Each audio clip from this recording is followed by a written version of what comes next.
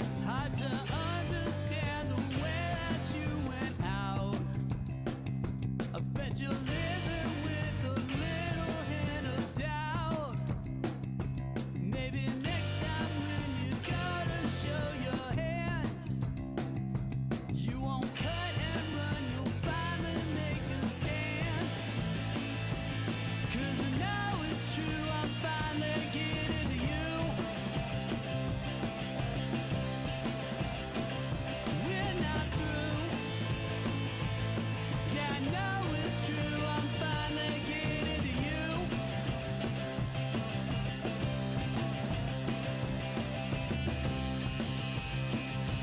Existential questions always get you down. All you want to know is are we lost or found? Is there something that you feel you need to chase? I bet you thought you'd put me in my place. 'Cause I know it's true, I'm finally getting to you. We're not through. I know it's true, I'm finally getting to you.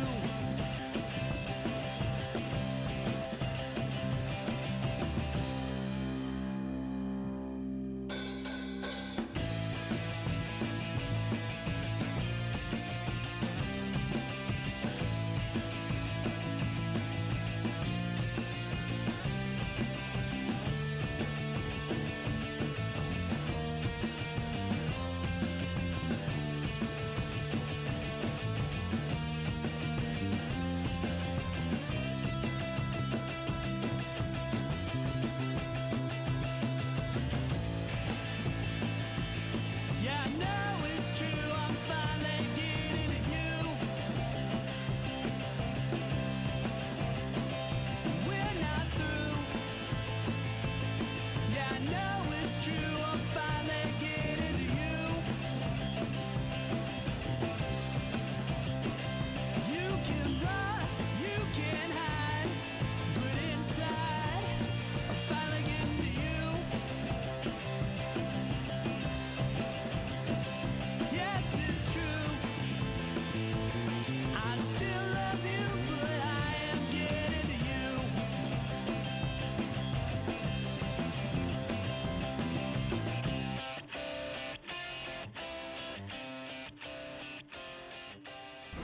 Stand by to initiate release sequencer. On my mark. 5, We're on express elevator to hell. Going down. 2, 1. Mark.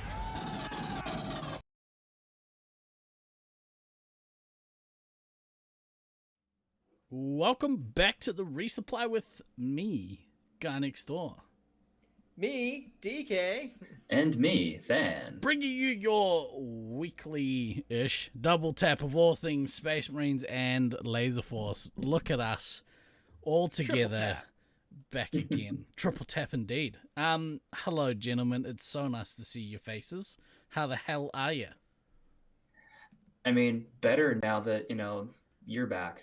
Because me running the show last week, Oh, the That's stress just- of pushing the buttons. that's just- It can be a lot.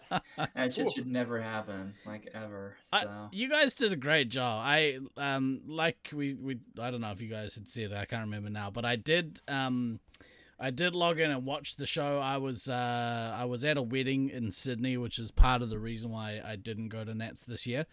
But I was watching. We were walking around town, and I think it was the day of the wedding actually, and I had my fancy spyglass Ray-Bans on, and I had you guys on in my pocket. So for I think it was like an hour and a half, I was kind of just walking the streets of the place that we were at, and like not really paying proper attention to everything else that was kind of going on and that we were hanging out with. Yeah, it was a good watch. I thoroughly enjoyed it. I thought you guys did a great job. You're like the stereotype of like a sitcom boyfriend or husband who like is constantly distracted by the game that's on TV and like, isn't paying attention to Yeah. his wife or girlfriend. But for you, it's the fucking laser tag podcast. I'm at like a funeral and like sitting in the back with my ham radio and like listening in. Just trying to figure out which button. There we go. I think I've set them up. Yeah, using the Spy Kids glasses. I love them, dude. They're so good. Taipan, what's up, dude? I hope you're well. Kia ora, Dolly. Kia ora, Tucker. Nice to see you guys. Nice to see you guys in chat. The ties in. Ties in. We this is, I've been aching to do the podcast, and it was so stupid, like, that I completely flaked on the fact I wouldn't be doing the podcast, because right up until I checked in for my flights to Sydney, I was like, yeah, of course we're doing a pod this week. We've got to talk about Nats. And I didn't even connect the two. It was so stupid. So Yeah, yeah. that was definitely one of the more what the fuck messages to get, because like we had literally been talking about doing that show since before that. Yeah. Because That man was so excited. I could like hear it in his tone just over Messenger. It was like, oh, I really want to do a show this week. But that, like, and I knew for months and months that wasn't going to be the case, and yet this disconnect, and I put it down to my brain actually turned to mush during all of the Nats prep for this year. It's pretty fair. It's pretty fair. yeah, okay, valid. which we'll talk about. I mean, the show last week was really good. It had, like I said, pre-show, it had the correct amount of technical issues. Also correct. It made me giggle hysterically when I could hear you guys during the credits, because that's all. And I was like, "Fuck! I really hope they don't say something like terrible about something." You know who I hate. That's Steve-O It's guy. so much better without Steve here. This Yeah, God. that was the only one I was hoping for. The show was so much smoother without him. Yeah. we didn't have to cover all of his awkward pauses. Yeah, why isn't he like? He makes this out to be something that it isn't really. He's just what a blowhard. So whiny. Yeah, Jeez. fucking bitch. I gotta push buttons. Yeah. Oh my god, credits. But yeah, it was a good show. I've been excited to talk to you guys about Nats. Since Nats happened. We'll do that maybe, like, you know, ad nauseum next week. Because it will be interspersed throughout yeah. various content this week, next week. yeah, 6 oh yeah, months we're from now gonna. when we have nothing else to talk about. That's right. This year I'm gonna make more of an effort to milk Nats for exactly right, Tucker. Milk it until that udder runs dry. But I mean, part of that is gonna be like reaching out to the player base, because it dawned on me that recently that the community actually wants to come and like talk with us and share their thoughts and their opinions and stuff on our scene. And I'm like, why? We should absolutely do that, because like that's the whole premise of our show is, hey, let's talk about laser tag as if it was like we just played a members night or we just played the Nats and we want to talk about what just happened with our friends. So I mean, it makes sense to get more friends on here to talk to, I guess. And I have no choice but to milk tournaments for all they're worth, because that's pretty much the time I get to play. That, and also, you know, if I need milk, you're the first one that I come to. So Yes. That was a deep cut for people who don't know the history of the resupply there. Wow. But you can all just fill it in with your imagination. This is whatever you want it to be. Go ahead. It involves me Yeah, calling DK Dave, which is always awkward. Oh, Yeah. It was just on high alert, you using my government name. It's like Boom. when someone is expecting a baby and their wife is just like, honey, I think it might be time. And you're just like, oh, Yeah. okay, we're good. Let's throw the bag in the car. We're ready to go. Let's go right now. I mean, she has a name. It's not just Bag, but thank you for those kind words, Dolly. We'll talk about all the commentary and all the stuff and the hoopla and the whatnot.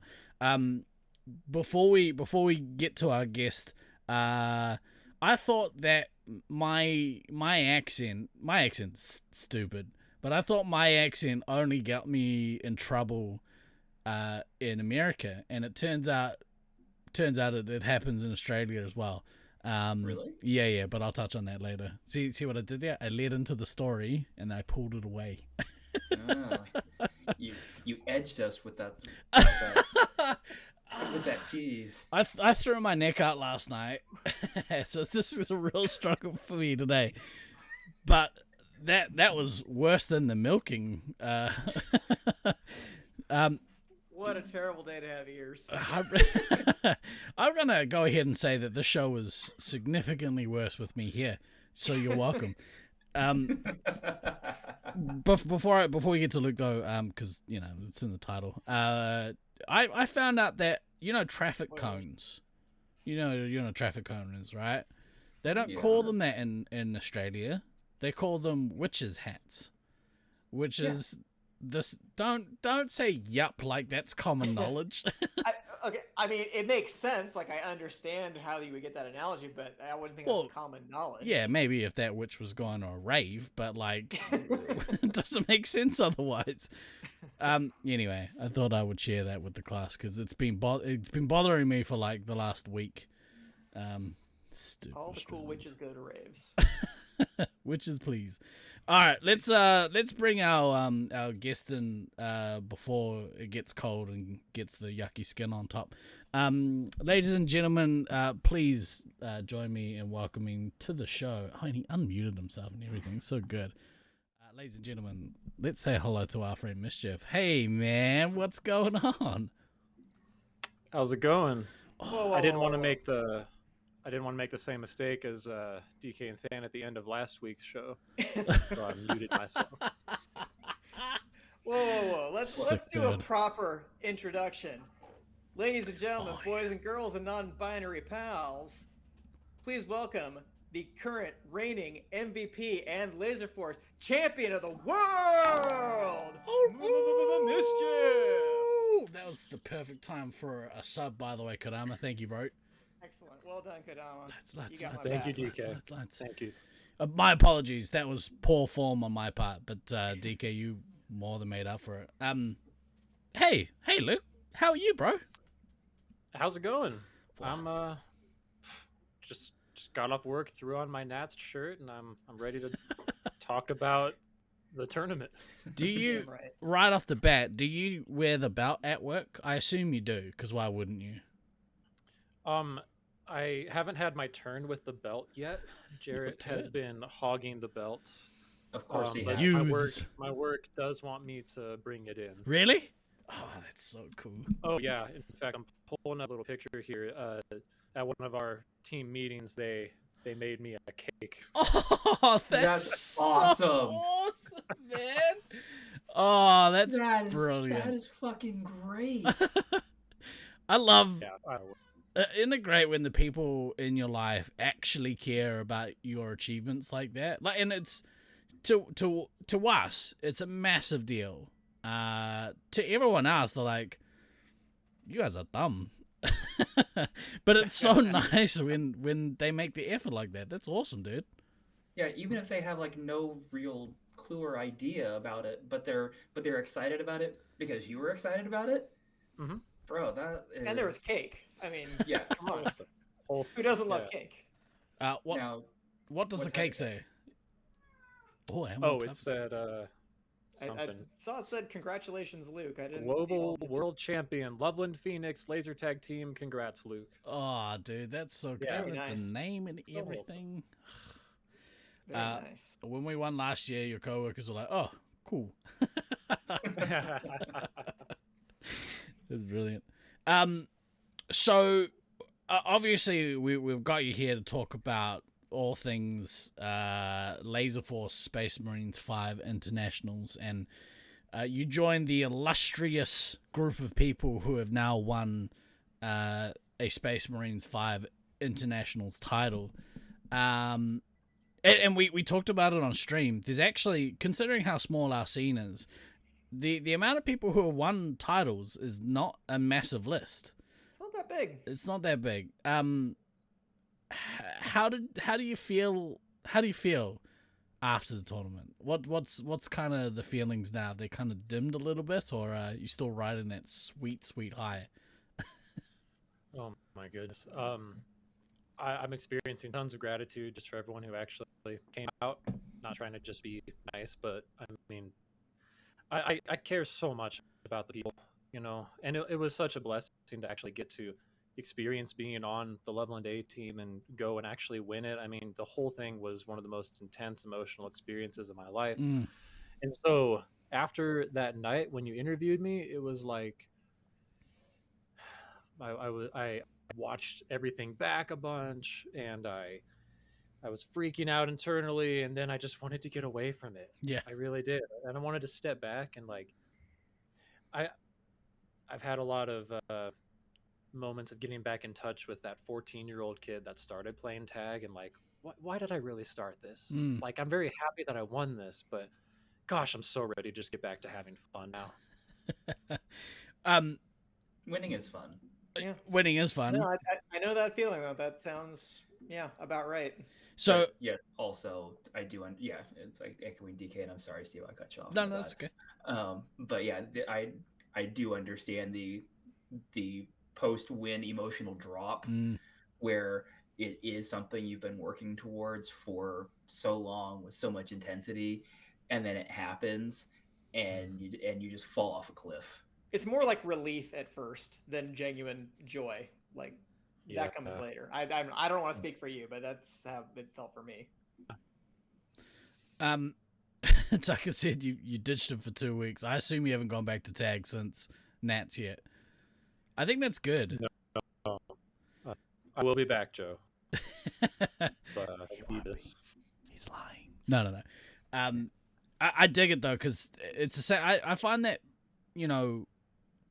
actually after most tournaments, not necessarily ones that you win, but after most tournaments, you come back, you're like, I need to just like let it simmer a little bit, just let it breathe, enjoy the experience that was, but like it because you're in such a different mindset, I guess, and you could probably speak a little bit on it, between highly competitive focused national or internationals mode and then members night.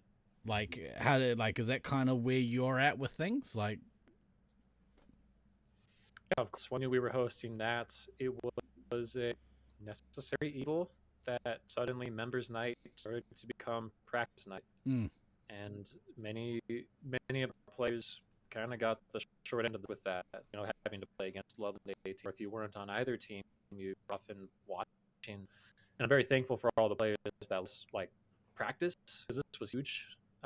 We prioritized it. I'm ready to give back a little bit now. Like, we had some new players come. I wasn't there on Tuesday, but we had a bunch of brave Space Marines, and I'm so happy about that. They're going incredibly intense so they could actually play. I'm just trying to see what incredibly intense. Let's just see what I could do to boost. We've got a little internet stutter issue. So let's see if I can. Okay, that wasn't just me. That No. Uh-oh. Is it my? Yeah. Yeah. It's Yeah. you, sorry. Someone's downloading in the background. There we go. Hopefully that might have done something. Probably not though. That's okay. We can understand what you're saying for the most part. I'll tell you if you drop out at all, and then we'll re-ask you the questions. This is Luke's internet. So Kodama says having the after party for a week after last year was great for the emotional healing. I was gonna ask, I got it on my list of questions. How did you guys do anything specific to celebrate? No. Good. Well, I suppose that's what the awards dinner is for, right? It's kind of that, but like, I don't know, like, do people normally do something afterwards as a team? I don't recall us doing anything. I suppose you have that one night, right? Well, we planned a while ago, like like, hey, win or lose, this date out in mid-September is going to be like our final team meeting. We'll conclude the team after that, so we have kind of a wrap-up time. I think I want to do a little bit of content reviewing some of the game stuff, but I think that it's relief right now. Yeah, We're all right taking on. a bit of a break. So I wanted to ask, and we'll get into all of the pre-nets and like the media and stuff, because I really want to touch on that, because obviously that's got a very special place in my heart. But yeah, I got questions for you too. hey, this is my show, jerk. No. Yeah, you want to ask him questions? Bring him on your show. I'm sure that'll happen at some point. What's aside from winning, did you have a key moment? Like, what was the favorite moment or moments from the week? Watching Finale and Motor City. Very proud of Lucas as well. Just seeing the growth. Game 1 for Finale was against Cedar City, and it didn't go very well. It was Blaze or White Ninja's first tournament game as heavy, and both games got killed. And I've been there so many times. Like I gave him this like 15-minute long voice message later that night about like how the heavy is you have to be responsible for people, and here's my mentality on it. And I also got to be there chance to see finals, and boy, the improvement was exponential. All of them were working so well together. And my favorite thing was when they were losing Cedar City, they didn't start getting mad. They started having more fun. That tells me that they were in it for the right reasons, and I'm just so proud of them. Yeah. I think we talked about it during the broadcast. Like, we obviously not being there, not seeing on the ground like the full kind of growth from the week, and you guys would obviously seen it. Like when you play a team like your B team for so long, you get used to how they play, and it's kind of you're going through the motions. But where you really see their improvement is where they play other teams who are either just as good as you or in that same tier as your team, and they hold their own, or they and they did that towards the end. I think they pushed the Inner Peace team from memory. I think they pushed basically everyone that finished beneath them, obviously. And I thought that there was a couple games where they played really well. I think there was like the start of to deal with. sure. The start of like the match between like Loveland A and them, at least on paper, looked like they were like holding their own, which I was like, that's awesome. Like, no offense, but we kind of want to see them beat the A team.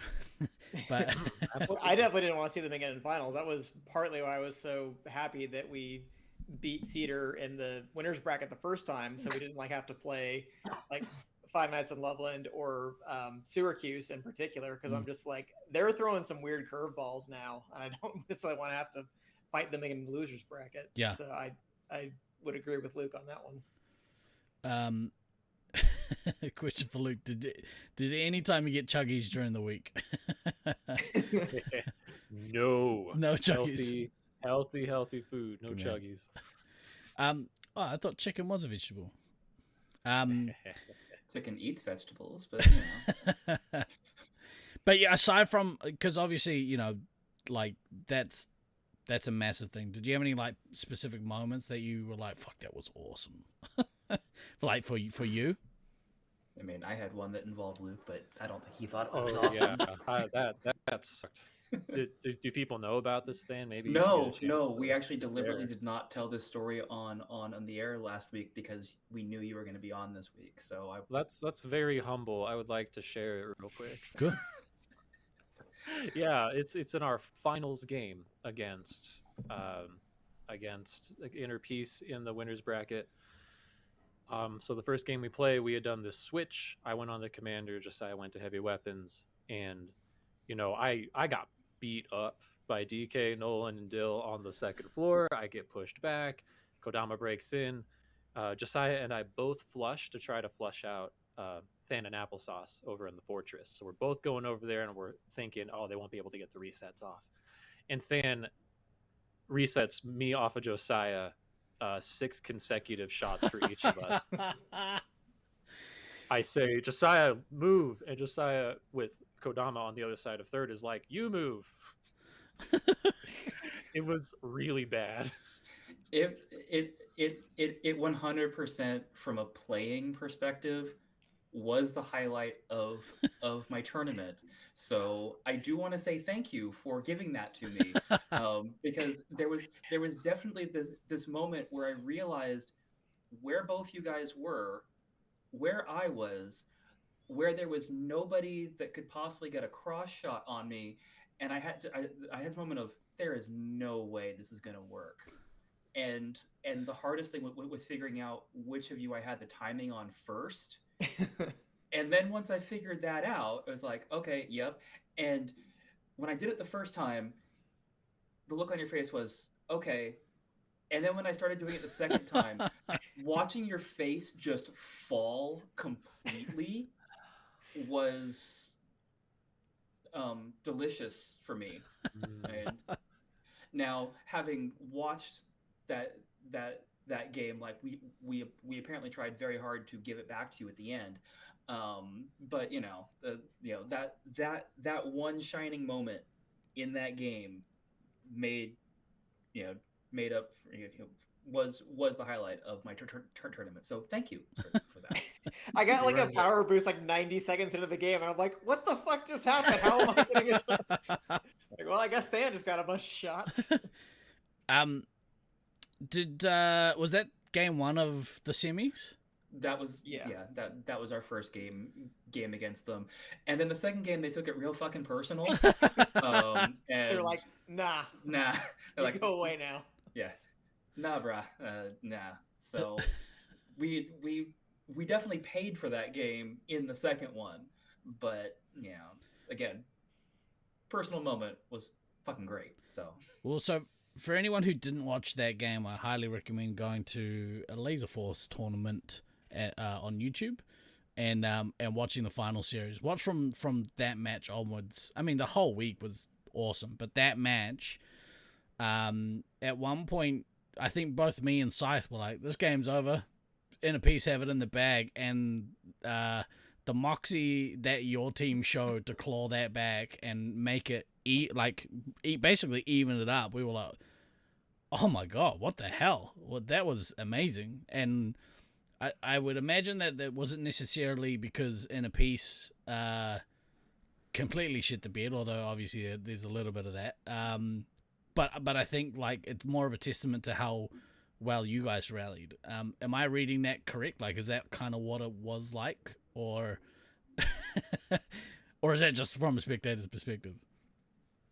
I mean, yeah, spectators have the scoreboard in front of them. It felt like we were losing that game very badly, and obviously our thought is, well, if we can somehow survive the game, that gives us a much better chance of winning the match. So we rallied to take third, and then killed out Applesauce at some point along the way.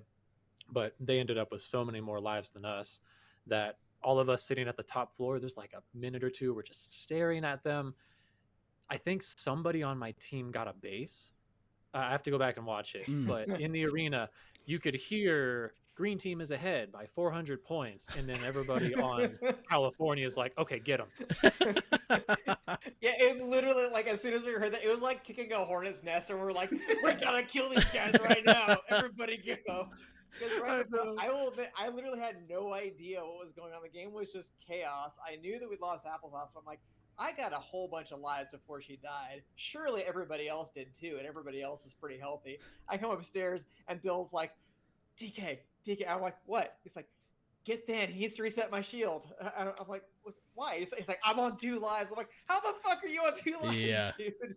So there, like, it could be chaos. So I'm like going around on the second floor trying to round up people, and Cayman is just like we're ahead, just stay ahead. And like I'm trying to relay messages in between Dill and Than at the same time, And I'm just like, okay, Dill needs a shield reset. And Dan's like, I can't move. I only have 3 lives. And I'm just like, what is going on right now?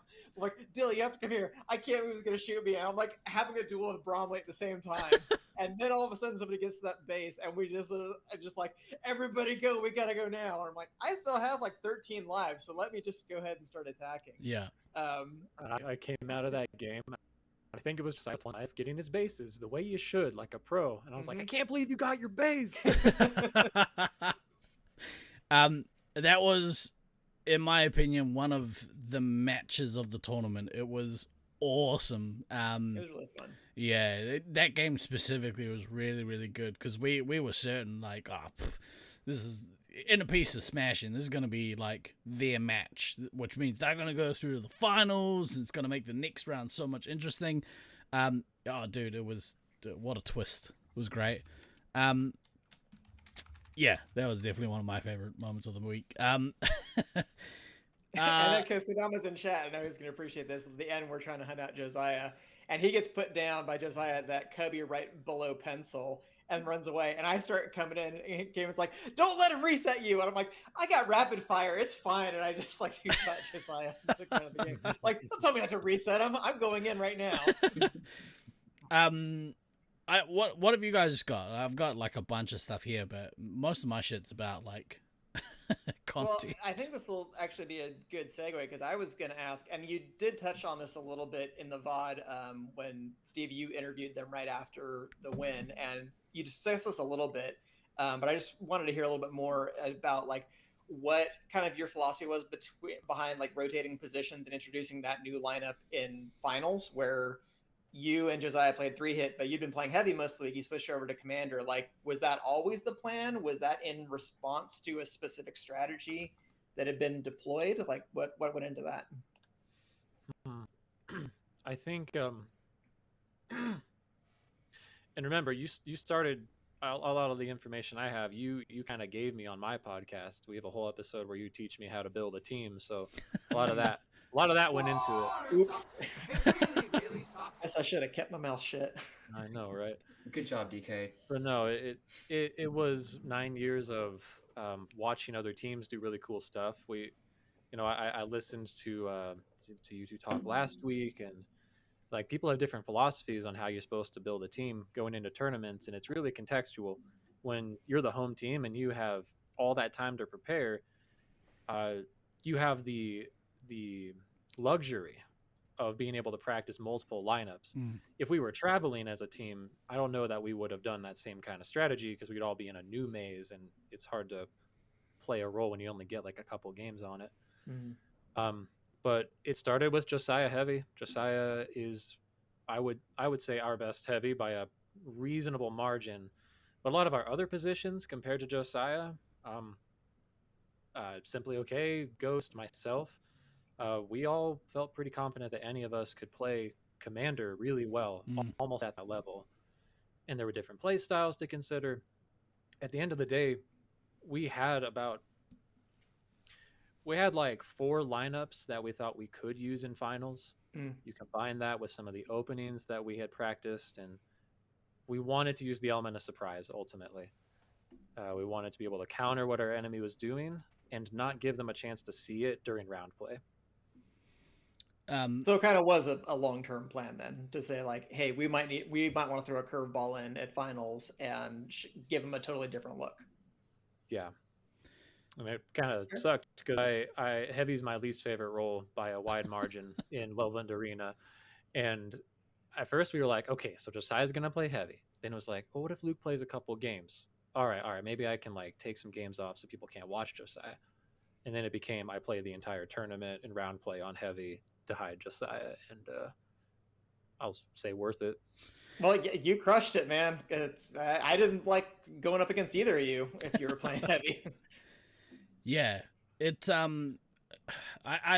don't think I played many games at heavy in Loveland, but you really have to be confident in the lines that there are in that maze and to play heavy well, I think, because like there's just so many places you can stand and like improperly stand and get shot from, and like that's such a weakness if you're a heavy and you're getting taken down by scouts or whatever. Like it's no bueno. So, Yeah. you love Josiah Heavy, but man, he's really growing into the commander role. Love the way he swapped his style in his own arena. It was wonderful to watch. I wholeheartedly agree, Scythe. Wholeheartedly agree. Yeah, it was an interesting take. I think you're right. Like if you've got the time to kind of build through your team selection, which like when we chatted afterwards, you talked about like, you know, putting together spreadsheets of data to kind of analyze people's playing styles and their like, you know, are they do they farm points or do they kill the medic or like this new. And I would say that you and Josiah, Slaughtermelon, Kodama, like you guys are at the forefront of this next generation who have come through of like top end players. And apologies if I missed anyone, but those are the names that spring to mind because you guys played recently. Throw Snuffles in there too. But yeah, true. It's you guys approach the game in such a cerebral way. Like for me anyway, it was always just, you know, kill the medic. go kill the medic. You just go kill the medic, and you have a team that can do that. You put all the good players onto one team, and everyone goes and kills the medic. Owns Fist as well. Yeah, was there anyone that kind of like taught you to do that kind of thing, or does that come from outside of Laser Force? It's a good question. I mean, I've had lots of conversations with people over the years. I learned a lot of different layers. I think it was Thunder who probably back in like 2014 when Thunder brought two people out to visit our site. He sat me down and for 1 hour talked to me specifically about nuking as commander because I really wanted to play a commander. He taught me this idea that you start with like a one-dimensional understanding of the game, then it becomes two-dimensional, then it becomes three-dimensional. Like there's so many layers on layers. Like you still need to have that two-dimensional understanding that the medic needs to get killed, right? Like you never get away from that really. But then there's metas on metas and counterplays and you know, you have to follow all these other principles, controlling the fields, countering certain play styles, making sure the nukes get dropped. You know, so just try to stick to the fundamentals ultimately. It may seem really complicated, but we put together lineups that would get all the things we needed done. So smart, dude. You got the whole arena on your shoulders. Yeah, you need a wheat bag. What do you got there, Than? You got anything for Luke? I mean, just and I know I talked to all of you guys / most of you guys, you know, in the immediate aftermath of your win, but you know, it really is like I'm so proud of all you guys, and it's so gratifying to see all of the work that was done pay off correctly or pay off in the manner that you were hoping that it would. You know, you as a site, you guys have come a long way from your first tournament back in 2015, where I don't necessarily think any of you guys knew what you were about to get into with that particular tournament, just in general, because you know it was the first tournament that had ever been held there. I don't think any of you guys had ever traveled prior to that, just because of the timing on everything. So you know, getting that as your, you know, okay, welcome to the tournament scene. And then, you know, in successive years, you know, having things not go the way that you were hoping they would at specific tournaments for, you know, insert reasons here, you know, just something always seemed to go wrong for you guys, or multiple somethings always seemed to go wrong for you guys. And seeing this year where, yeah, your prep work was immaculate, you closed the the gaps that you had, you closed the issues that you had. Most importantly, over and above the win, you developed a very strong B team, which is, you know, for for future proofing is incredible and awesome. So the fact that you did all of that is just like, yes, again, so fucking gratifying to see. Again, so fucking happy for every single one of you guys because I've seen you guys struggle. I've had various conversations with various of you over the years around you guys struggling as I knock my microphone because I'm a professional, god damn it. As I'm trying to wrangle my cat from Yeah, I've complained to you doing many things. times, Stan. So I've appreciated you being a listening ear. So yeah, no, just so full of, you know. I realize that this sounds strange coming from me, but I'm very very full of joy and happy for you guys. Again, I realize that sounds strange coming from me, but there it is. I echo those sentiments. It's kind of the way I would look at it is we as old timers feel a similar way that I imagine that you guys feel around your B team, around your new players. Like, especially because it takes us certain, I'm gonna say psycho to want to like put up with the rigorous training that comes into like prepping for a nat. So it's the whole like game recognize game thing.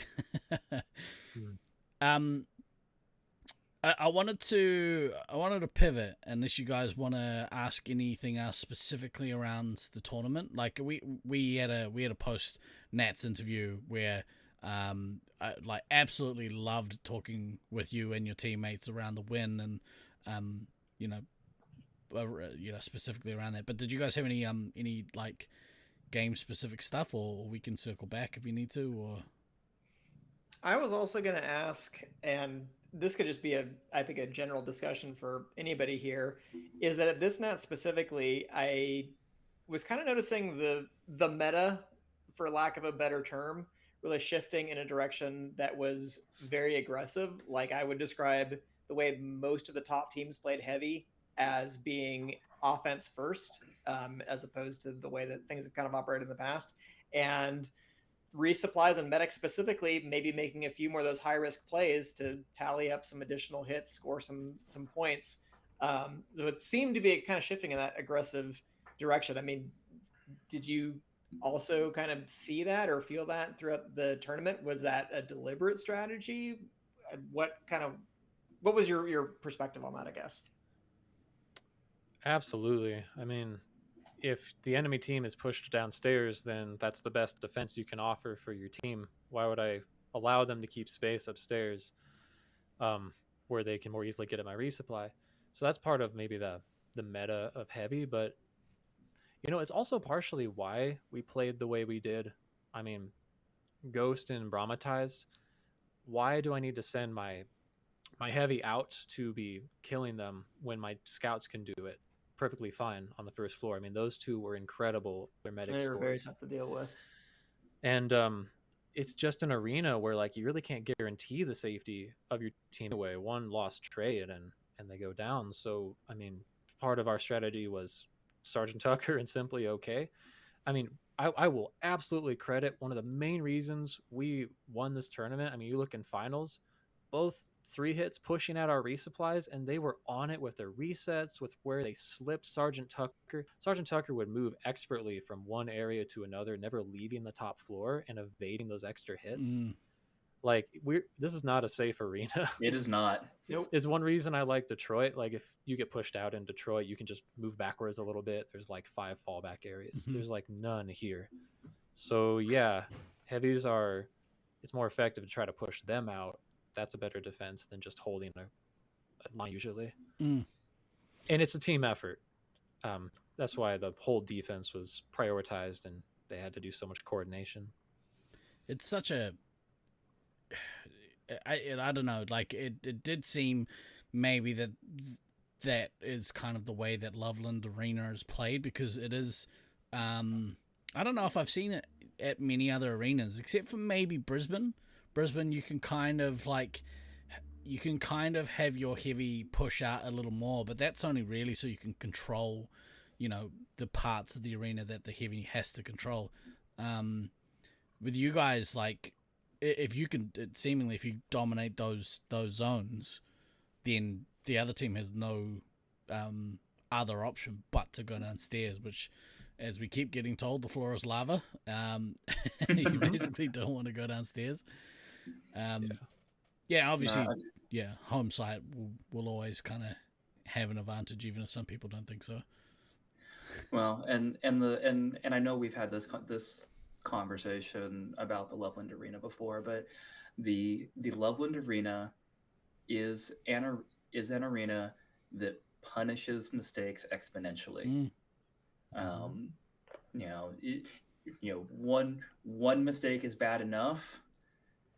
2 mistakes, and you're probably getting kicked. Like even 1 mistake, you're possibly getting kicked. But it's very seldom that you can make two mistakes while defending and have that not result in you getting moved. So and that, I think, is kind of one of the more unique things about Loveland is that exponential punishment of small errors.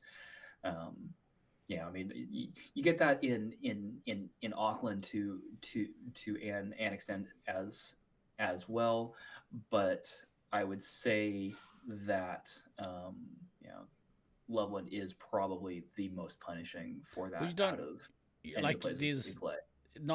it's not almost an automatic thing. Like if you get some pressure like upstairs, let's say in Auckland, it's not automatically, we're gonna probably lose like 4 lives off the medic here.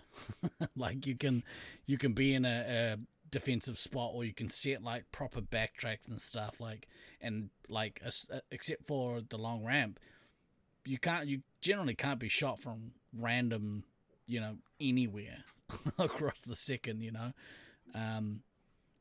stupid Loveland Arena. It's pretty stupid. I mean, there are things I don't like about it. I wish that the heavy meta wasn't so dependent on trails. That's how it works. But like if I'm pushing and then I can run away from you, my team's instantly safe. So that's part of why you be aggressive. I wish there were more defensive areas on the first floor, so it wasn't so instant loss if you go downstairs.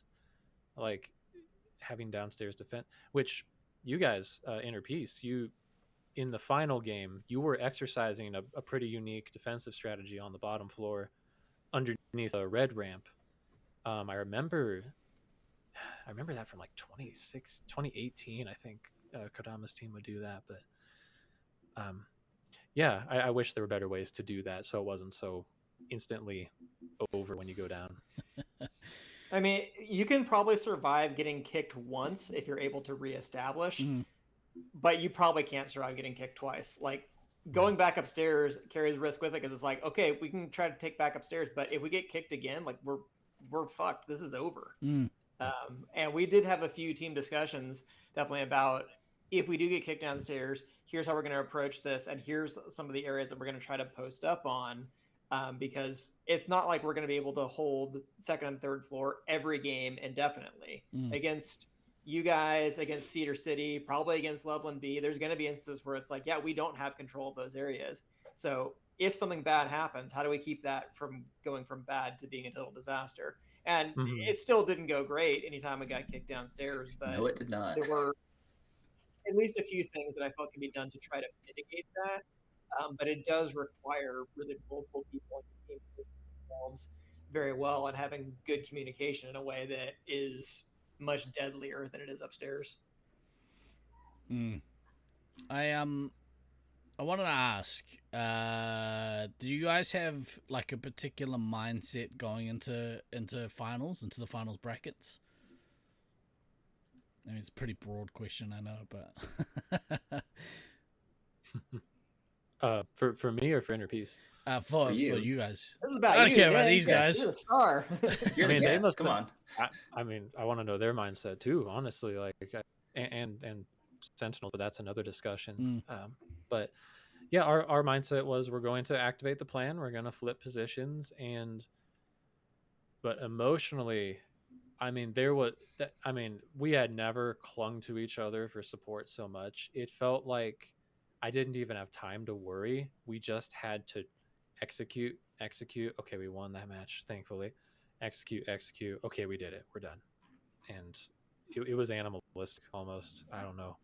I wasn't thinking. Our mindset was do the plan. Was anyone cracking the whip from like a? Hey, look, we can't Josiah. celebrate just yet. Josiah was 100% cracking the whip on that. It was really cool to see. That's awesome. Yeah, Josiah was our emotional beacon for sure. He was leading us like in the moment. And between those games, everybody did bring their own feedback, and the team was really formulating the plan almost as one mind. Just no one was in disagreement. No one had ego. They just showed up and they did their jobs, and I'm really proud of them.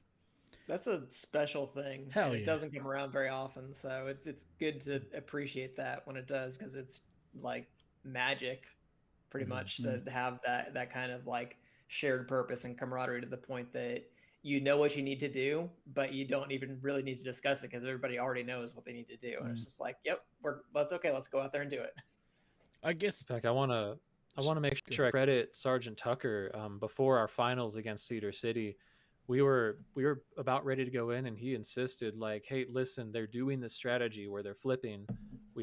I've been watching them, and they did it against us in the final game we played. So what are we going to do about it?" And that's how we kind of came up with that. Like he objected something, and then the team was able to kind of make a plan around it. So I don't know. It was just nice having everybody have each other's backs, and there just wasn't that. Yeah, there's no ego. Did the amount of times that I've heard over the years, a team adjusting, like putting a plan in place for something that they've seen throughout the week and it paying off with an Nats win, it's so awesome. Like, you know, like right off the, and this is seared into my brain forever, right off the bat, Auckland Nats 2006, Brisbane, you know, had been watching the way that Auckland A were playing that whole week, and they came up with a game plan that just ruined us. 2008, you know, we basically came that up, story. yeah, I hear it every night in my screams. Yeah, don't say it, DK.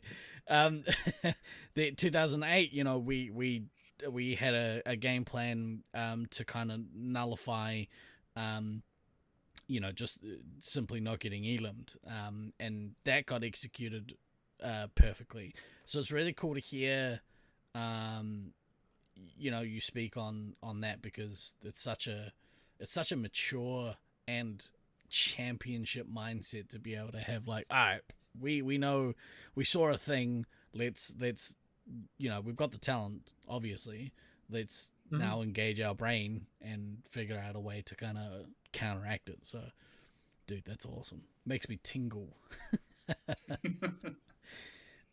You sure that's not just your neck setting that is damaged? Pinching the nerves. Yeah. Yeah.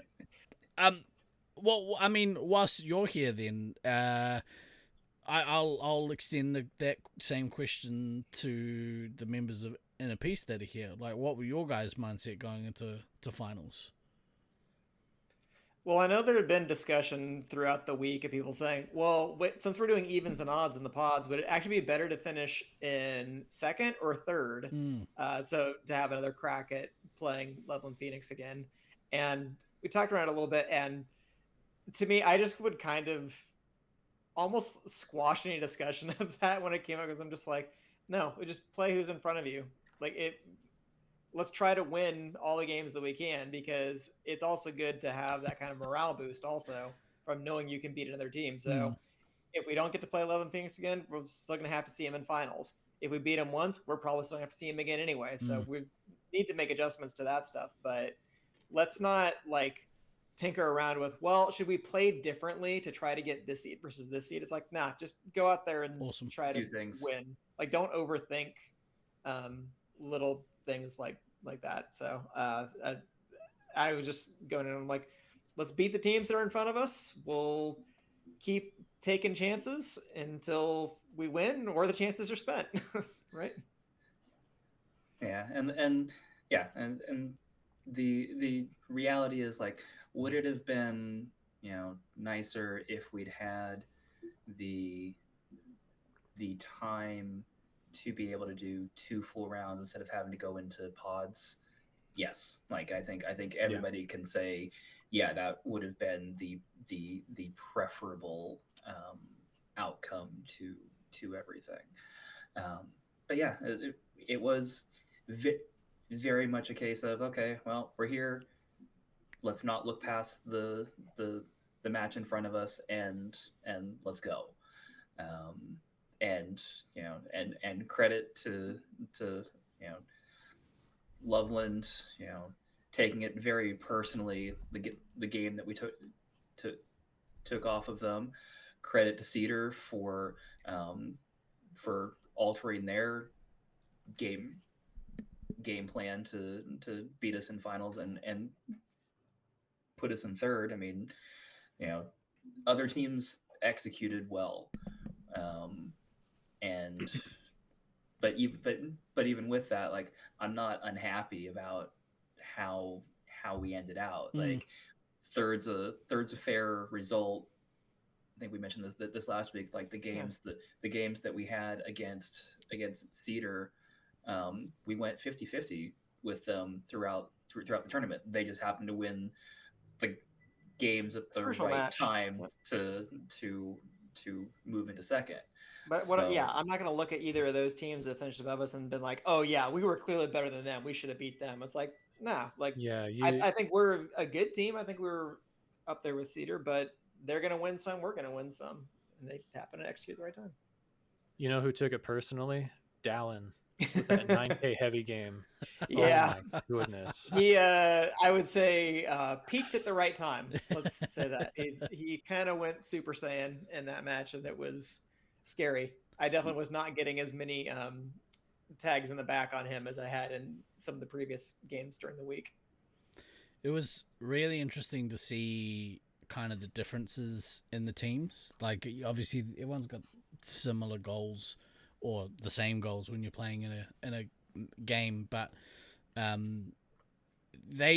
Cedar seemed like a team that were built on speed. Like, all week watching the games that they dominated in, you'd see Slaughtermelon come out and get a nuke within the first 30 seconds or whatever, drop the nuke, and it's so hard to recover from pressure like that. Where your team, Luke, seem more balanced across the board. And I would say that probably Inner Peace was kind of in more of that than that kind of speedball, if you will. We definitely weren't speedball. You guys had a tall ball in your team. I literally had 2 people who couldn't get up the ramp any faster though, so we can't be that reliant on speed. Yeah, it's interesting seeing, like, kind of, but all all those styles really, at any point, any one of those 3 teams I felt had a chance to win this tournament. So it was not like it was really cool to see Cedar City, and I'm sorry if any of this is sore for me to say, DK and Than. But I really commend them for making the changes they did, kind of evolving throughout the week. And that aggressive heavy that you were talking about, I think Dallin was the most aggressive of all of them. The way he and Caleb would work together to be kind of this, like, they weren't playing traditional heavy and commander. They were just working together to bulldoze teams over.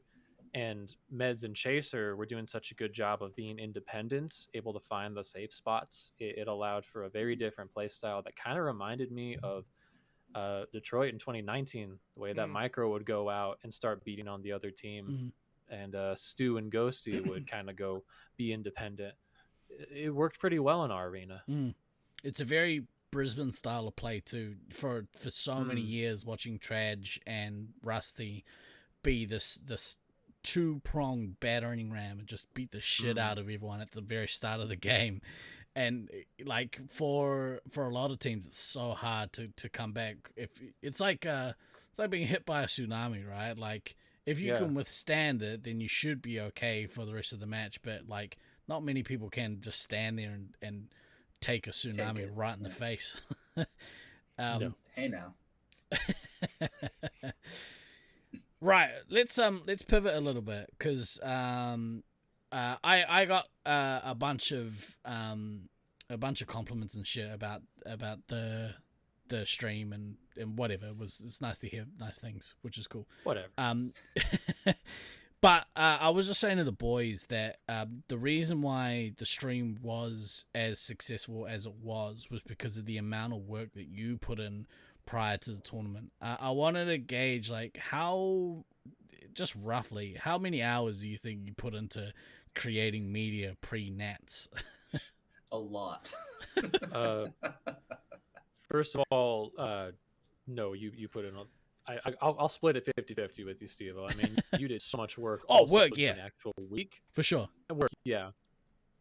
But I think you did. But anyway, yeah, it was about 2 full work weeks, like 80 hours or so. I just so happened to have started a new job where I'm a therapist and I was building a caseload. So starting off, I would sometimes have 1 or 2 clients in a whole day, and there were books I was reading to train myself, but sometimes I would do Photoshop while I was reading those books, or I would take time to make those videos.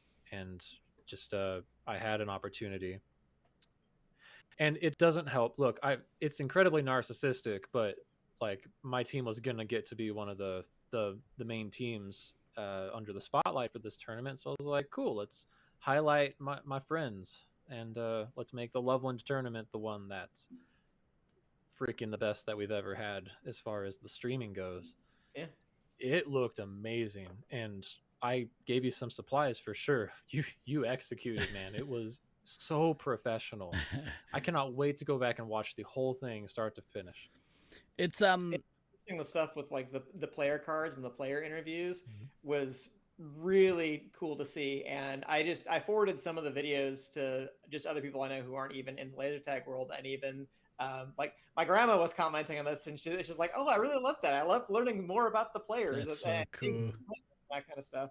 So that was great, and that really was a collaboration between you guys, because I know that had to be a ton of work, Luke, because I know I talked to you for probably 8 minutes straight in that interview, and you had to cut it down to what's the 45 usable seconds that were in there. So it was awesome, and the fact that they were standardized like that, I thought made really nice, like clean breaks in between games. It's like, hey, let's spotlight this player, talk about what they've been doing. It just kind of added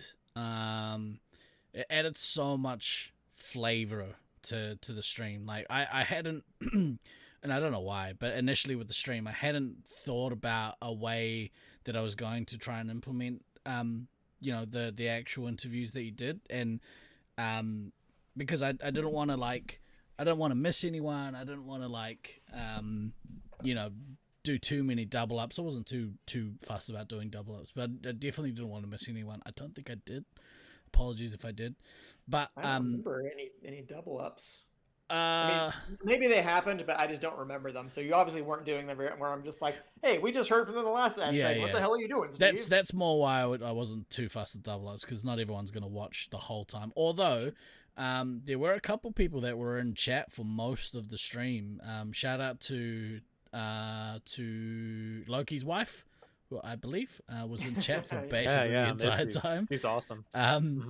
But yeah, I think Shadow was in there for most of the week. I'm sure was there the whole time. I have no doubt of that. Coyote, ex Atlantis Laser Tag alumni. So yeah, it was awesome, but none of that would have been doable without the initial work that you did. And like me and you, I think tag teamed a bunch of stuff like in the lead up. And then I did see the anguish on your face, like trying to sort out the cameras and shit. So like on behalf of the scene, like thank you for doing that, because it made all the stuff that I did so much easier, and was just awesome. Like all the player interviews were so good, dude. They just yeah. Well, thank you so much. Thanks to everyone who participated. Thank you to Beans, who was running tech support pretty much the whole tournament. Yeah. And thank you Simply Okay for helping me set up the cameras and operate the computers. Thanks to Jeff and the LF staff for letting me go in and wire some things up. I remember having a conversation with you. It made me a little like sad in my heart, because at one point we were struggling with like the cameras, I think, and you were like, Steve, I just want to go play Laser Force. I was like, I hear you, bro. Yeah. I think we need a media team consultant, so it's not so reliant on the players who are busy trying to win a championship and thinking about all this other bullshit. Yeah. No clue who Sneaky UK is. Apparently, they're your biggest fan. Right on. Yeah, the amount of the amount of behind the scenes work, like, we can sit here and say, yeah, Luke spent 80 hours doing things to help create additional content for the stream, but like, I don't know that people necessarily like actually fully understand that that's not a cushy 80 hours. No That is a very crunchy 80 hours, because let's face it, Luke, you were trying to herd cats a lot of the time to get like those player interviews and stuff like that. I mean, I know, the last mega members where you got a bunch of them, like you were, kept like kind of swooping in, trying to find people, take people outside, find a quiet spot to be able to do an interview. I know when we were doing ours, we had that helicopter fly overhead, and we're both just standing like, could you go? That'd be great. And then we started, and the battery died because you'd been doing so many of them, and so we had to do it at another point. But yeah, like I wish people did understand like exactly what that 80 plus hours actually entailed for you, and how much work that actually was, because it was a lot. And we made the I think DK made the comment on stream last week that this year's Nats should be the Nats that gets looked back on as, oh hey, this is the one that set the new bar for any streaming / media for any tournament going forward. Like, or at least what we should aspire to. Yeah, this like, is that can't be the minimum threshold, because that's a lot to ask of people. Yeah, but now that we've done something like this, and we've hit this level, and we've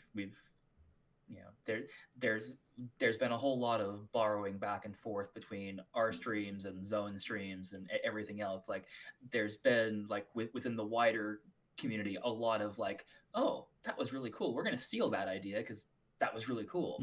The fact that this for Laser Force going forward is an aspirational bar, and it's an aspirational bar really because of Luke and Steve-O as main people doing the creative work, but everybody else that was also doing additional behind the scenes stuff.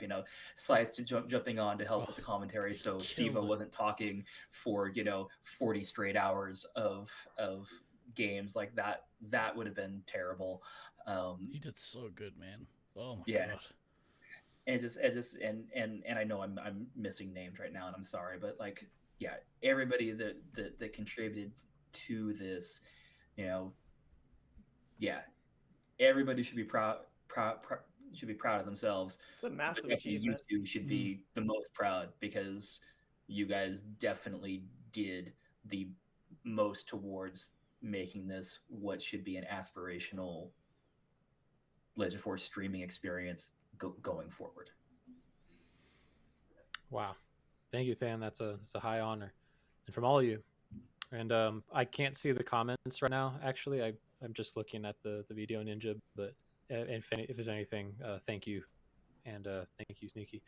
I don't know. This is it's very surreal. This is also a dream. This stream has always been a dream. I've been hoping that something like this happened for a long time, and I don't know. This is part of why I really want the scene to keep expanding. Look how much can come out of one passionate player. Me for the videos, yes, but look at Sergeant Tucker willing to put up with all the drama to coordinate the whole thing. Look at Steve-O willing to invest. I don't know how many hours you put in, Steve-O, but you made all those graphics and the player cards, and you did put in a solid 40 hours of tournament commentary. You know? And look over past years, everyone, Russ for building a stats site and all the people that have helped build the way. You just never know when you're going to find one of those, like one of those 1% of players that end up doing 25% of the work that year who help advance the scene. So I don't know. I really appreciate it. I'm glad that the stream has been really well received. I hope we can continue with the standard. I really can. But we also need to. I was really glad last week, DK, when you did acknowledge, like, yeah, but it was a lot of work for no pay, and we have to have realistic expectations. I don't know. I really want to next year to do it all again. I'll have to see if I can, or hopefully we can get some help, and we'll see what we can do. This year, I'm sure we'll have conversations.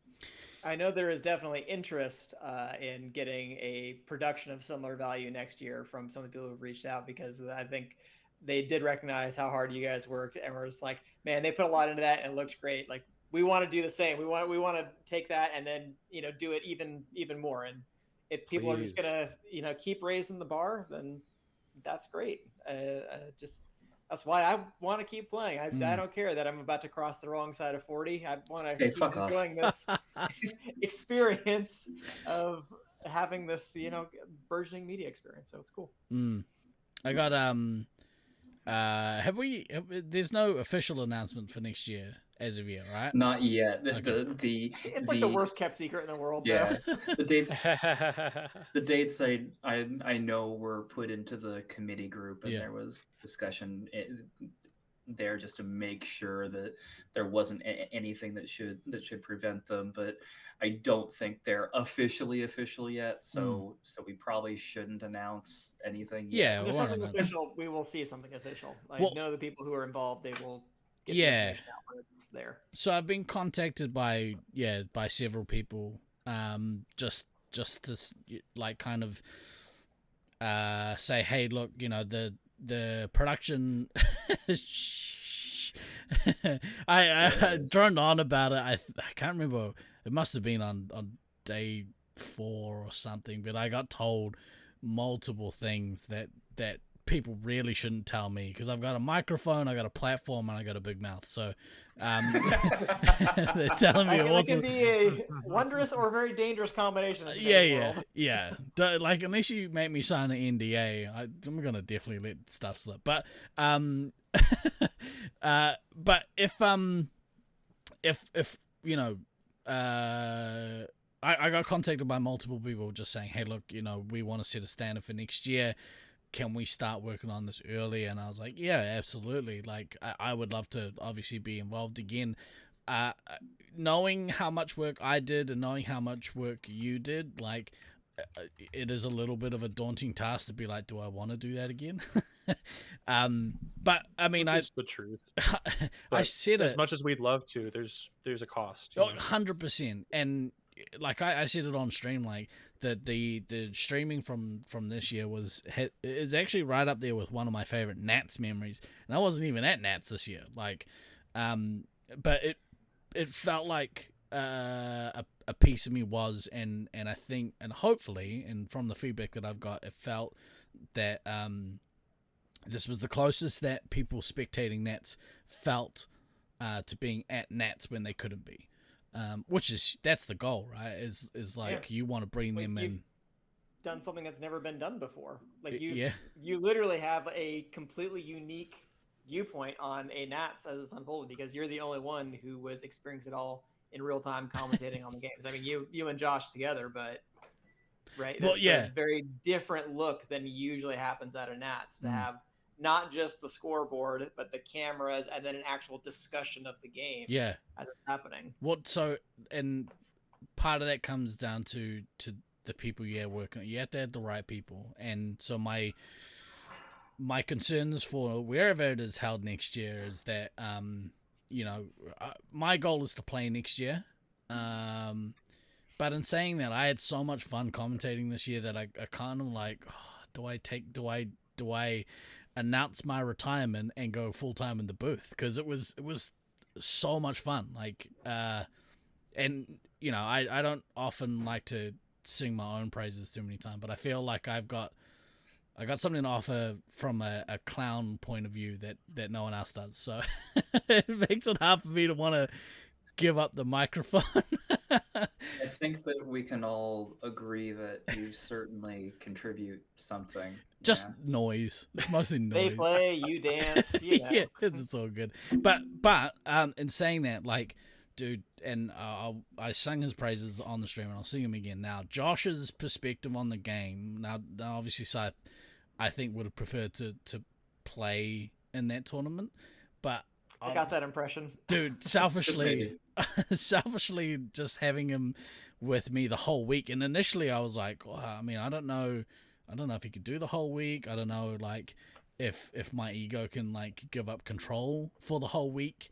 But it made it so much better and like made me feel real excited about wanting to play again because of the way he broke down games. Like, I loved the 3D map and being able to break down game, like have him break the games down. Piece. Oh my goodness, dude's a straight up genius. And so like that, I think that perspective from like you guys as well, who are just so attuned to this game, I think like that's the kind of thing that needs to happen going forward. There has to be like that knowledge. I don't think that's me. I can speak on the game, but not in a way that's intelligent. That's as intelligent as some other players out there. It makes me equal parts nervous and excited for next year. With that being said, have you given any thoughts to 2025? I will not be attending that, unfortunately. But there's a world where I could be helping with the commentary, or some other American players have definitely expressed interest. So I don't know. For what it's worth, you did a fantastic job. I would love if you commentated every tournament, but no, there's also other people if you try to play. Oh well, I mean, you're right out there the list of people that I would love to have in the booth. That is a shame. I would assume that, like, first and foremost, you're like, oh, maybe defend the title, maybe. Oh, I would love to be there. It's never that I don't want to be at any laser tag event. It's just it's a cost thing, cost of time and money, and kind of entering a big new chapter. So at least this upcoming year, I don't plan to be there. Yeah, it's life has a way of getting in the way sometimes, and I mean that's entirely normal. It happens. It sucks sometimes when it does happen, but I think everybody understands that. Sometimes there are other things that are occurring that have to take priority. So, yeah. I'm going to be facing one SM5 team at Nats next year, and it's Team FOMO. Coming with a strong lineup. I think they're undefeated, actually. Yeah. I think they have a better record than Brisbane. They win every year. Continental. Yeah. I've been on that team. They complain a lot. It sucks. You just tell life to fuck off when he gets in the way of tag. Yeah. I find that works most of the time, not all the time. Just for the record, the Fear Turkey will be coming out to defend the title. Let's go. I'm not gonna lie. I thought, obviously it's really hard. International travel is tough, especially that far. Yeah. I had a feeling he'd probably be one of the ones that would likely come out next year. And maybe other. I've heard other Loveland players saying they want to come out. I just don't have any. He's the only confirmed one. Looking at you, Sergeant Tucker. Right at you. Okay. I mean, Tucker did just put in chat that he's totally not getting a second job so that he can go. So I think we're good. Keep an eye on the Laser Force tournaments chat. Sorry, Facebook page, because whilst we don't provide financial advice on this channel, there might be a guide to saving for Nats coming soon. I'm just saying, the first time I went to Brisbane, I was unemployed. If there's a will, there's a way. There's a will, there's a way. There are some. There are some things. We'll get to my microphone off. Nope. We'll wait a couple weeks. There's some things, and they're there, and that's all. Is it some combination of only and fans? Hey, buddy, show me. Come on, you gotta stretch this content out over some more time. You can't dump it all today. Dude, we talked earlier about milking. I come from a dairy farming town. Never really been a milker myself, but I've been warming my hands up. You do it great on this channel. Next logical step, really. Yeah. What do you? This is a two-part question. What are you gonna do when it's your turn to hang out with the belt? And where will its home be for the next little while? Yeah, my coworkers do want to see it.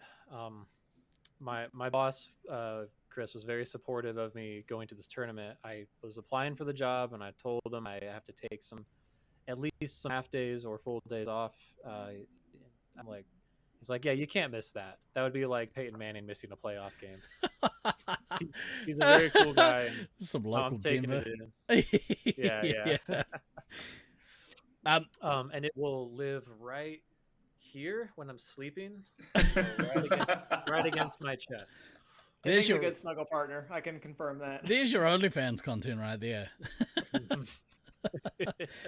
I was gonna say, and whether it's you or if you can convince one of your teammates to do it, but I would love to see a ring entrance recreation of Hulk Hogan with the belt, just with the song and the playing the belt. And if someone could do that for me, that would be maybe amazing. A less problematic wrestler. Well, I'm talking about Hulk Hogan, the wrestler, not the other guy.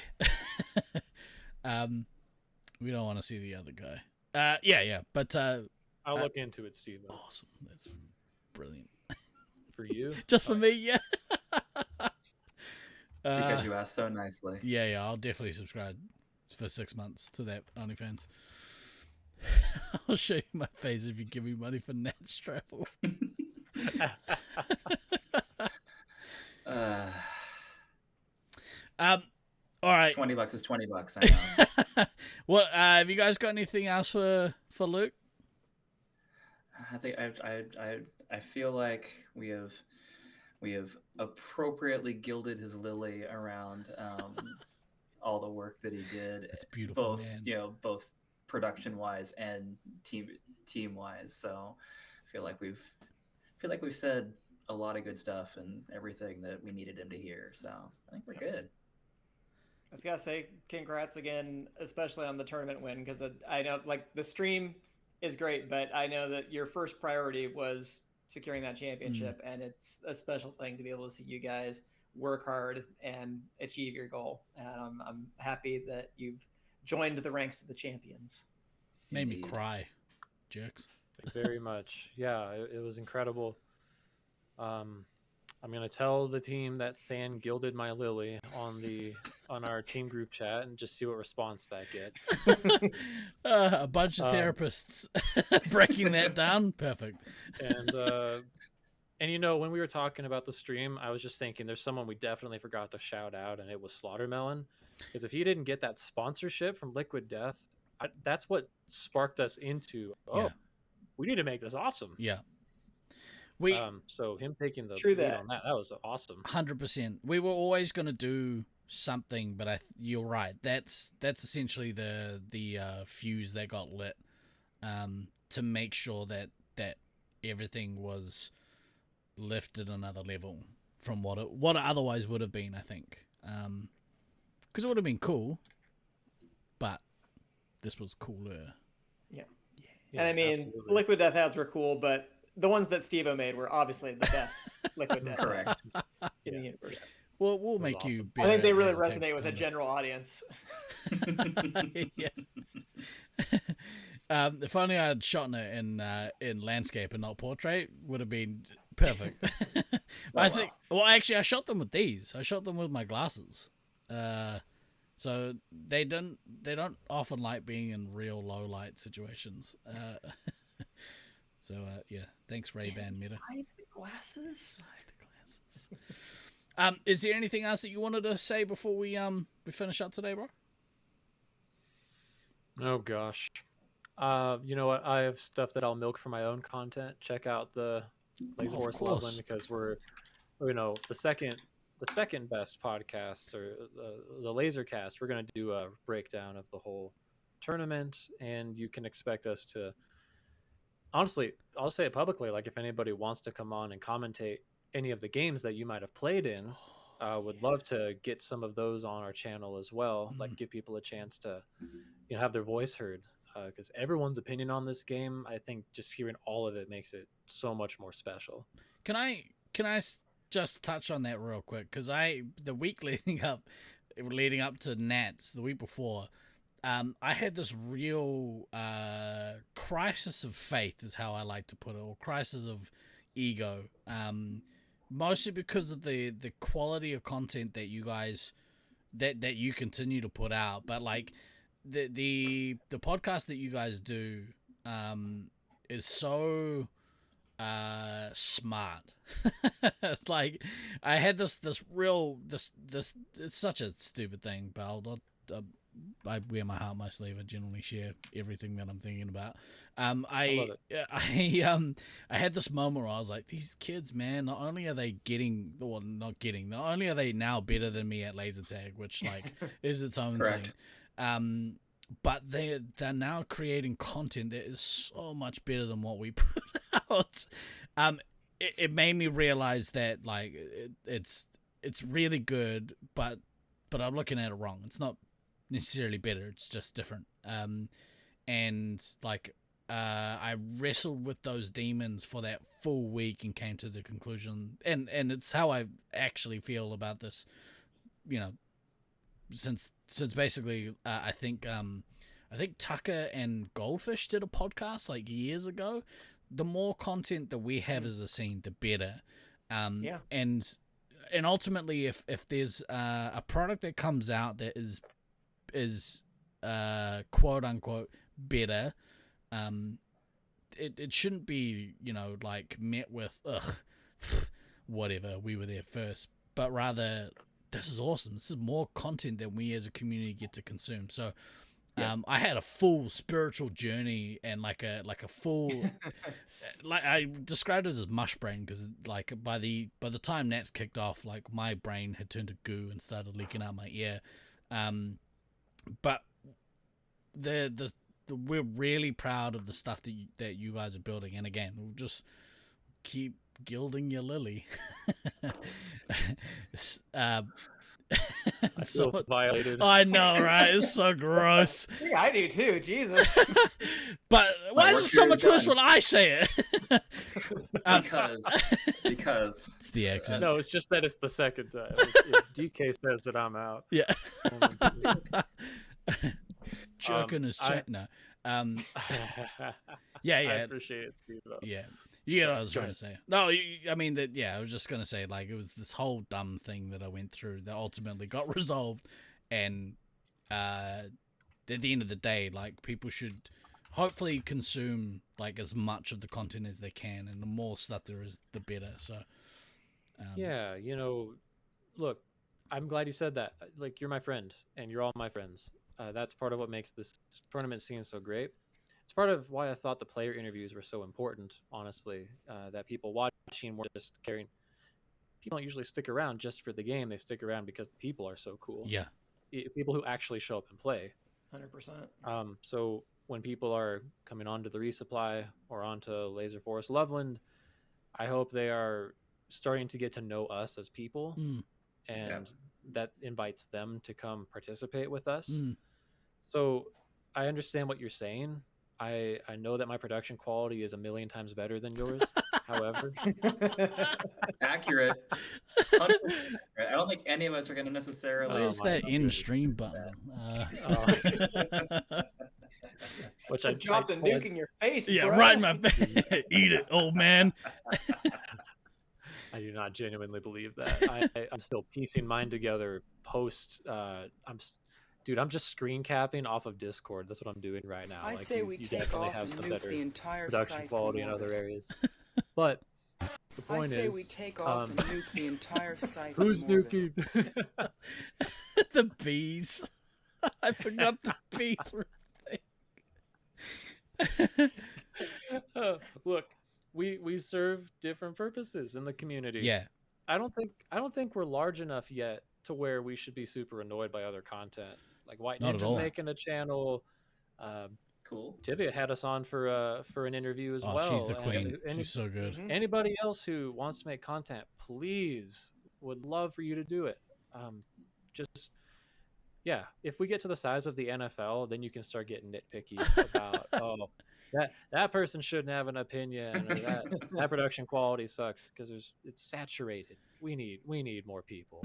Well, you know what? Make content right now. You know what it is. It's and it's the same kind of thought process that gets dangerous when you talk about Laser Force as a whole. But it's the gatekeeping, that really can't be a thing. And like, luckily I was able to like work through my own bullshit and put that stuff to bed. And it was only I put it down to being just exhausted. But Whatever it takes. yeah. But like, it can't be that way. Like that kind of stranglehold that somebody puts on if it's like the creativity side of what we do, or if it's the player or tournament side of what we do. You can't put a stranglehold on this stuff. Like we spoke to our new crew that came in here in Auckland, and they were like, immediately came to us with, like we had some ideas around breaking teams, but we don't want to like overstep. And I was like, look, we've been that site in the past where it's been run by dictators. Like, it can't be that way. This has to be to be fair, it won us a championship. Yeah, but like it's not conducive to growth. And I think when you're a smaller scene, like, you have to have the growth, good growth. So it has to be a collaborative effort. So what I really wanted to say by bringing this out was, for anyone out there that has that kind of thought process or is battling with some of that stuff, just know that like we battle with this stuff too, and it's okay. Just try and work through it and get to a point that's healthy and that doesn't extinguish the growth or the life that the scene has. So I think that's mostly where I was going with the story is acknowledge it. It's important to acknowledge it, put it on Front Street, and then try and work through it. But comparison can be the thief of joy. So make sure that you're enjoying what you're doing. 100%. Yeah. Anyway, I thought I'd put that out there and just, for people to mull on. That seems like a nice high note to end on. Oh, that stands like, hey, shut up, Steve. I've got places to be after the show. I've got dinner waiting for me. And I'm hungry. Get out of here. Fair enough. Mischief, thank you so much for coming on the show today, dude. Like, it's always a pleasure. I would very much love to hang out again on either the show or yours. Hint, hint. Oh yeah. Call us got it. anytime. Anytime Yes. you want to hang out. But congrats, Sounds good, boys. congrats again for your team. To you and your team as a whole. Like, well deserved. 2024 Laser Force Space Marines 5 Internationals champions. Thank Well you done. so much, everybody. Yes. Yes, thank you all so much. The love that we've received has been incredible. We love this community. Thank you all. Except that Tucker guy. Whatever. We love you, Tucker. Right, we will be back. I'm pretty sure next week. We're gonna try and line up a bunch of guests. We've had people reach out and stuff. So there's also talks for next year. We don't want to move too quickly into next year just yet, but we'll get there in due course. But for this week, I've been Guy Next Door. I've been DK. I've been Than. I've been. Wait, what? Oh, Mischief. Oosh. I thought you were going to get DK'd there and have your internet cut you off, but it was good. Always remember to backtrack, kids. We will see you next week. Ka kite anō. Always killed you.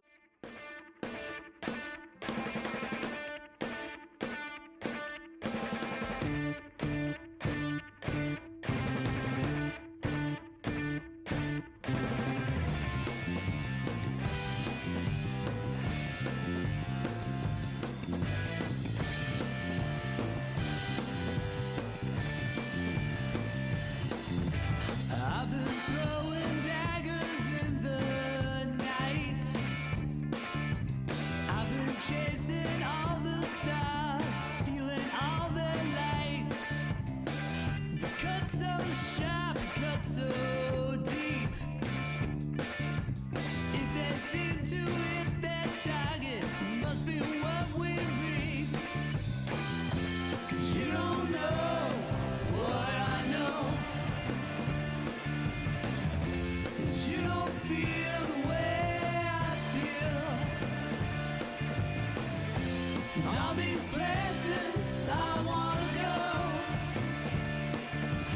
makes me wonder if my looks could kill. I've been throwing daggers in my dreams. If they seem to hit their target, it's harder than it seems. 'Cause you don't know what I know. And you don't feel the way I feel. And all these places I wanna go makes me wonder if my looks could kill.